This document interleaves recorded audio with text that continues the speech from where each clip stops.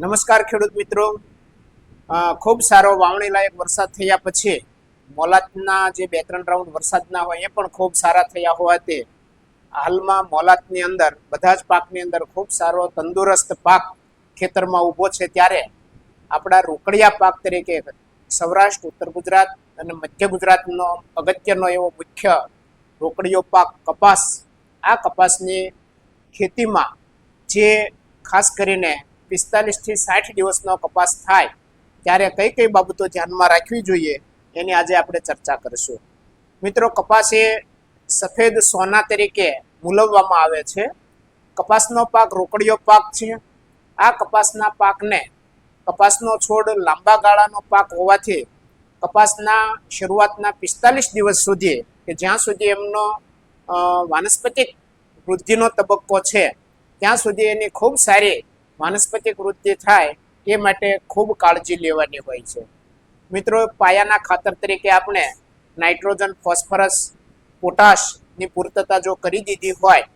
તો 45 દિવસ સુધીમાં કપાસની વાનસ્પતિક વૃદ્ધિ ખૂબ સારી થાય છે. અને મોટાભાગની કપાસની જાતોની અંદર 45 દિવસ પછી ફૂલ ચાપવા બેસવાનો, એટલે કે એમનો રિપ્રોડક્ટિવ સ્ટેજ એ કપાસનું ચાલુ થાય છે. ફાલ અને ફૂલ બેસવાનો સ્ટેજ તબક્કો ચાલુ થતો હોય આ તબક્કે આપણે ખાસ એ બાબતનું ધ્યાન રાખવાનું છે કે હવે એમના વાનસ્પતિક વૃદ્ધિને થોડી કંટ્રોલ કરવાની છે, નિયંત્રિત કરવાની છે. આવા તબક્કે આપણે ચોમાસામાં વરસાદની જો અછત હોય તો પણ 45 દિવસના કપાસ થયા બાદ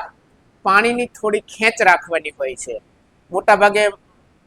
બધા જ વિસ્તારમાં પૂરતા પ્રમાણમાં હાલમાં વરસાદ થયેલો હોય, કોઈ જગ્યાએ પિયત પાણીની અછત નથી, તેમ છતાંય કોઈ જગ્યાએ પિયત પાણી આપવાની જરૂરિયાત હોય તો પિયત પાણી નિયંત્રણમાં આપવાનું છે. દેશી ભાષામાં કહીએ તો 45 દિવસના કપાસને પછી રેડિયા રપટ થાય એવું પિયત પાણી આપવાનું નથી. સાથે સાથે એ બાબતની પણ ધ્યાનમાં રાખવાની છે, કાળજી રાખવાની છે કે કપાસને 45 દિવસે ફૂલ ચાપવા બેસવાનો તબક્કો શરૂ થતો હોય તે વખતે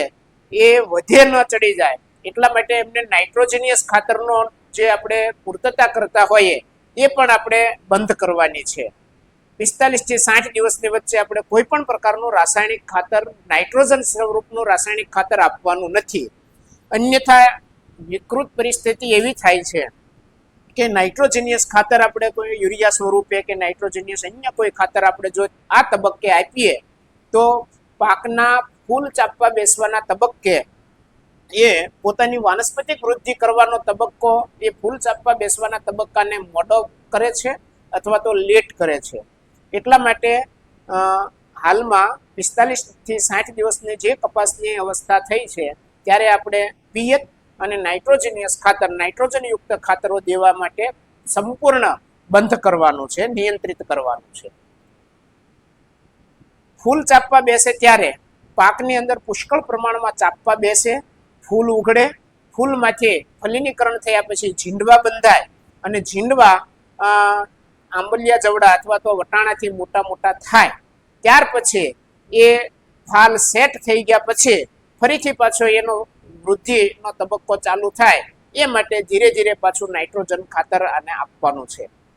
આપણા જે પોષક તત્વો છે એ પૈકી જે ફોસ્ફરસ, નાઇટ્રોજન, પોટાશ, તો નાઇટ્રોજન છે એ વાનસ્પતિક વૃદ્ધિ માટે જરૂરી હોવા છતાં જ્યારે ફળ ફૂલ એટલે કે ફાલ લેવાનો તબક્કો કપાસમાં ચાલી રહ્યો હોય ત્યારે નાઇટ્રોજન ન આપતા પૂરતા પ્રમાણમાં એમને પોટાશની જરૂરિયાત છે. જો પાયાના ખાતરમાં આપણે મિશ્ર ખાતરમાં NPK હોય કે કોઈ અન્ય મિશ્ર ખાતરમાં જો પોટાશ સ્વરૂપે ખાતર આપણે આપી દીધું હોય તો કંઈ વાંધો નથી. અન્યથા જો બાકી હોય તો ફૂલ ચાપવા બેસવાનો તબક્કો આવે ત્યારે મોડામાં મોડા ત્યારે પણ પોટાશયુક્ત ખાતર આપી દેવું જોઈએ. મિત્રો, આજે 45 થી 60 દિવસના કપાસનો તબક્કો ચાલતો હોય ત્યારે જમીનમાં આપવાનું પોટાશ જે છે મ્યુરેટ ઓફ પોટાશ સ્વરૂપે હોય કે મિશ્ર સ્વરૂપના NPKના પોટાશ સ્વરૂપે હોય ત્યારે એ ખાતર પસંદ કરવાને બદલે વોટર સોલ્યુબલ અથવા તો પોટાશયુક્ત જે મિશ્ર ખાતર નેનો ટેકનોલોજીના કોઈ ખાતર આવે છે એ જો આપણે સ્પ્રે સ્વરૂપે અથવા તો ડ્રીપ સ્વરૂપે વોટર સોલ્યુબલ ખાતર મૂળમાં આપીએ પોટાશયુક્ત, અથવા તો નેનો ટેકનોલોજીના પોટાશયુક્ત ખાતર સ્પ્રે મારફત છંટકાવ મારફત આપીએ તો ખૂબ સારું પરિણામ આપણને ફળ ફૂલ એટલે કે ફાલ બેસવામાં, જીંડવા બંધાવવામાં આ પોટાશનું મળે છે. જીંડવા બંધાઈ જાય ત્યાં સુધી એ પૂરતા વજનદાર થાય, પૂરતી સંખ્યામાં ટકી રહે, એના માટે આ પોષક તત્વની વાતમાં પોટાશ જે છે એ પોટાશ આપણે આ તબક્કે ભૂલાવવું જોઈએ નહીં. મિત્રો, ઘણા બધા મિત્રો પાળા ચડાવતી વખતે પણ ડીએપી નાખતા હોય છે અને 45 દિવસ પહેલા આપણે 30, 35 કે 25 દિવસે પાળા ચડાવી દીધા હોય ત્યારે ડીએપી અથવા તો એનપીકે અથવા તો 12, 32, 16 એવા કોઈ મિશ્ર ખાતરો જો નાખતા હોઈએ તો તે રીત આપણી તદ્દન ખોટી છે. પાળા ચડાવતી વખતે નાખેલું ફોસ્ફેટિક ખાતર જે જમીનમાં આપ્યું છે એ ખાતર મૂળના મુખાંગ પાસે એટલે કે તંતુ મૂળ સુધી એ પહોંચતું નથી અને એ ફોસ્ફરસ અકબંધ પડ્યું રહે છે, એ છોડને ઉપયોગમાં આવતું નથી. હવે જો આપણે ફોસ્ફેટિક ખાતરની જરૂરિયાત હોય, છોડનો વિકાસ સારો ન થયો હોય, મૂળનો વિકાસ સારો ન થયો હોય અને 20-25 દિવસ કે 40 દિવસ પછી પણ જો મૂળના વિકાસના તબક્કાની જરૂર હોય તો આપણે જમીનમાં આપવાના ફોસ્ફરસને બદલે આપણે વોટર સોલ્યુબલ જે ફોસ્ફેટિક ખાતરો આવે છે એનો મુખ્યત્વે ઉપયોગ કરવો જોઈએ, જેથી કરીને એ વોટર સોલ્યુબલનો ફોસ્ફરસ જે છે એ પાણીમાં દ્રાવ્ય થયા બાદ જ્યાં આગળ કપાસના છોડના તંતુમૂળ છે એ તંતુમૂળ સુધી એ ફોસ્ફરસ પહોંચે છે અને છોડને કામ આપે છે. મિત્રો, આપણે નેનો ટેકનોલોજીનો જે કાંઈ પોટાશ છે એ પોટાશ એટલા માટે અગત્યનો છે કે અત્યારે 45 દિવસના કપાસમાં ખૂબ જ પ્રમાણમાં પાંદાવળ હોય છે, પાંદડા હોય છે, વાનસ્પતિક વૃદ્ધિ ખૂબ સારી થયેલી હોય છે. એવા તબક્કે જો સ્પ્રે સ્વરૂપે પણ જો આ પોટાશ ખાતર આપણે આપીએ તો પણ એનું ખૂબ સારું રિઝલ્ટ આવે છે. બીજું, જ્યારે રોગ અને જીવાત જે છે એનું પણ આ તબક્કે ખાસ ધ્યાન રાખવાનું હોય છે કે જે ફૂલ ચાપવા બેસતા હોય ત્યારે કોઈ પણ પ્રકારની જીવાત, ઈયળ કે ચૂસિયા જીવાત કંઈ ન લાગે એના માટે પણ આપણે કાળજી રાખતા હોઈએ છીએ અને એના માટે જરૂરી આપણે શરૂઆતના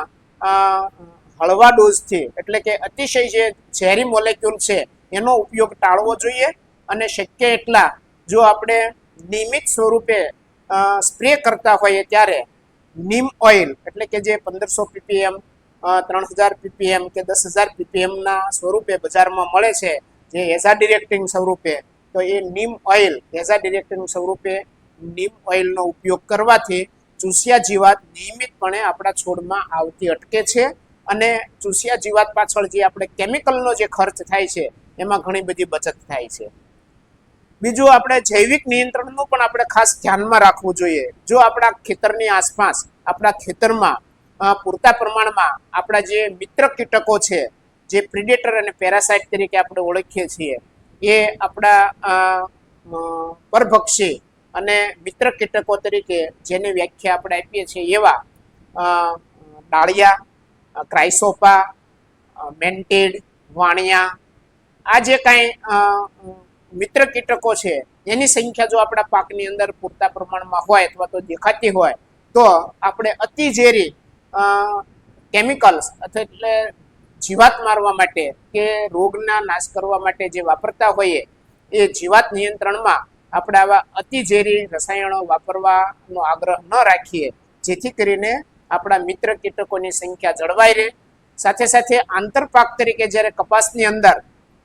મકાઈ અથવા તો મકાઈની છાંટ નાખી હોય ત્યારે એ આપણા પાકને જૈવિક નિયંત્રણમાં ખૂબ સારું કામ આપે છે. મકાઈના છોડની અંદર આપણા મિત્ર કીટકો ક્રાઇસોપા, પછી ડાળિયા, એને રહેવા માટે ખૂબ સારો એ આશ્રય સ્થાન હોવાથી એને કારણે આપણા કપાસના પાકમાં આવા મિત્ર કીટકોની સંખ્યા વધે છે. સાથે સાથે બોર્ડર ક્રોપ અથવા તો પાકના શેઢે પાડે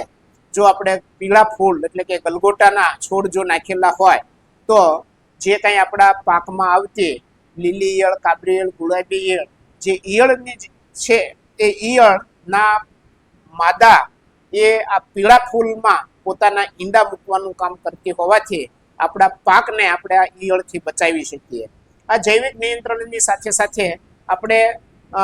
જૈવિક જંતુનાશકો કે બુવેરિયા બેસિયાના, જૈવિક ફૂગનાશક ટ્રાઇકોડર્મા, એનો પણ જો સાથે જો કપાસમાં આ તબક્કે ઉપયોગ કરીએ તો એનાથી પણ આપણા પાકની અંદર પાક સંરક્ષણ માટે જે ખર્ચ થાય છે એ ખર્ચની અંદર ઘણો બધો આપણે કાપ મૂકી શકીએ છીએ અને એને કારણે આપણા ખેતી ખર્ચને અંતે જે નફો છે એ નફામાં વધારો થાય છે.